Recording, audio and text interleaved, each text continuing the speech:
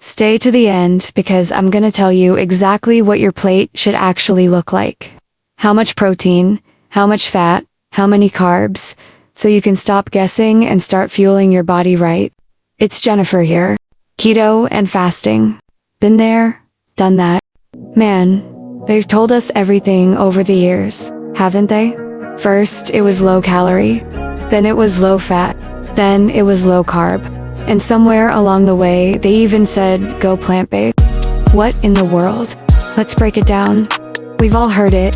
Just eat fewer calories than you burn and you'll lose weight. And yeah, it works. For a little while. But here's what they never told you. Your body doesn't just sit there doing math. Your metabolism adjusts. Starve yourself long enough, and your thyroid slows down.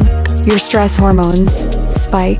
You start burning through your own muscle tissue to stay alive. And when you finally eat more again, you gain it all back, and then some. Starvation wrecks your metabolism. Then came the fat-free craze in the 1970s. And listen to this. They actually told us, don't eat fat if you don't want to get fat. So everyone switched to margarine, fat-free yogurt, skim milk, and Snackwell cookies.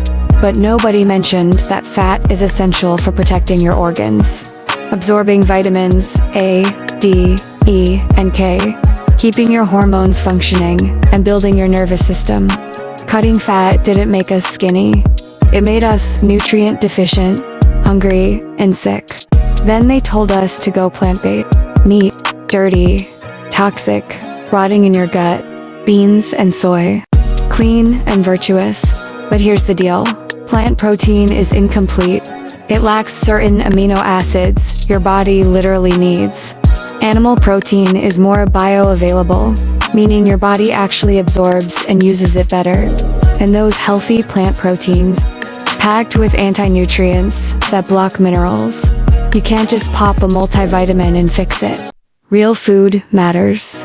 Then low-carb and keto came roaring back in the 1990s, and again in the 20s. And yeah, cutting carbs short-term can help with water, weight, and blood sugar. But stick with it too long and your thyroid slows down. Your stress hormones rise. Your gut bacteria suffer. Your sleep and mood tank. Carbs aren't evil. They're misunderstood. And you don't have to fear them. Tools that all work together. Okay, let's talk about what each macronutrient actually does for you. Okay, let's talk about protein.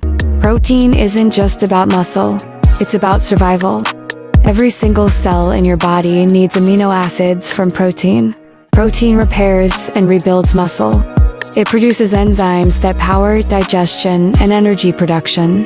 It builds neurotransmitters like serotonin and dopamine. It supports your immune system. It keeps your skin, hair, and nails healthy. It keeps your metabolism up by preserving lean muscle. And, bonus, it even burns calories just to digest it.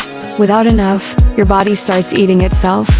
Aim for at least 0.8 to 1 gram of protein per pound of lean body mass per day. And stick with real food.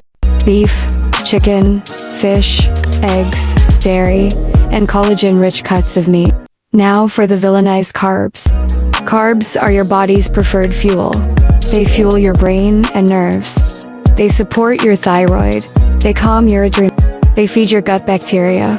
They boost your mood. And they're essential for ovulation and regular cycles. But not all carbs are created equal. Complex carbs like root vegetables, squashes, properly prepared rice, and sourdough release energy slowly, support your gut, and keep blood sugar stable. Simple sugars like soda and candy spike your blood sugar and throw everything off. But hey, life's meant to be lived. If you want a cookie once in a while, have a cookie. Balance, not perfection. And fat, who knew how important this was? Watch this. Fat keeps you alive.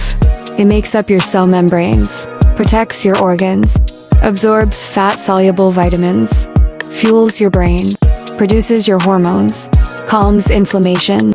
Best fats: butter, ghee, tallow, olive oil, avocado, egg yolks, and fatty fish. Worst fats: seed oils like canola, soy, and corn. And skip the fries. They're cooked in the worst oils imaginable. So what should your plate actually look like? Here's a starting point.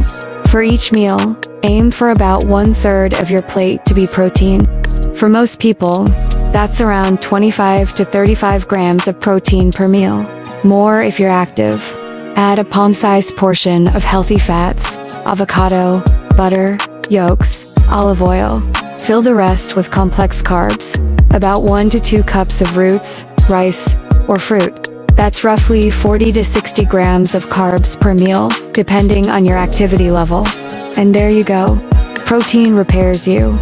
Fat protects you. Carbs fuel you. And together, they keep you thriving. Keto and fasting. Been there, done that. This is the real wellness revolution.